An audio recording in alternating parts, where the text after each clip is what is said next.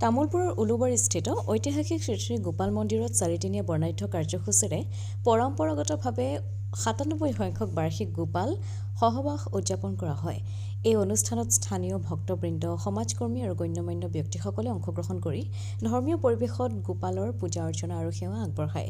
ইয়াৰ লগতে বিভিন্ন জাতি জনগোষ্ঠীৰ বাৰেৰহণীয়া কৃষ্টি দলীয় নৃত্য পৰিৱেশন কৰে। BTCৰ প্ৰাক্তন পাৰিষদ দেৱেন বড়োৱে উদ্বোধন কৰা বাৰেৰহণীয়া দলীয় নৃত্য সহস্ৰাধিক লোকে উপভোগ কৰাও দেখিবলৈ পোৱা যায়। আমি শ্ৰী শ্ৰী গোপাল সভা উলুবাৰী এই উৎসৱটি আমি প্ৰতি বছৰে পালন কৰি আহিছোঁ। আজি আহি আমাৰ ৯৭ বছৰ বয়সত ভৰি দিছেহি আৰু ইয়াত আমি প্ৰতি বছৰে আমাৰ অগণন ভক্তপ্ৰাণ ৰাইজক লৈ আমাৰ যি পূজা অৰ্চনা ইয়াত আৰম্ভ হয়।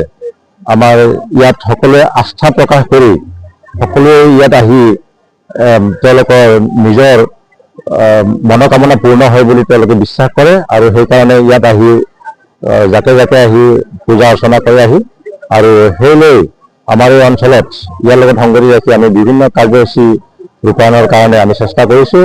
ইয়াত সাংস্কৃতিক আৰু বিভিন্ন সামাজিক কিছুমান আমি ইয়াত পৰম্পৰাগত অনুষ্ঠান আমি ইয়াত কৰিছোঁ আৰু আমাৰ প্ৰথম নিশা আমি উন্মোচন কৰাৰ কাৰণে আমি মাতিছিলোঁ আমাৰ কাৰ্যবাহী সদস্য BTC গণেশ কছাৰীদেৱ, তেখেত প্ৰথমতে মুখ্যদ্বাৰ মুকলি কৰিছিলে আৰু যোৱাকালি আমাৰ অসম বিধানসভা অসমৰ মাননীয় অধ্যক্ষ বিশ্বজিৎ দৈমাৰীদেৱ আমাৰ ইয়াত প্ৰদৰ্শন কৰিছিলে আৰু তেখেতে আহি আমাৰ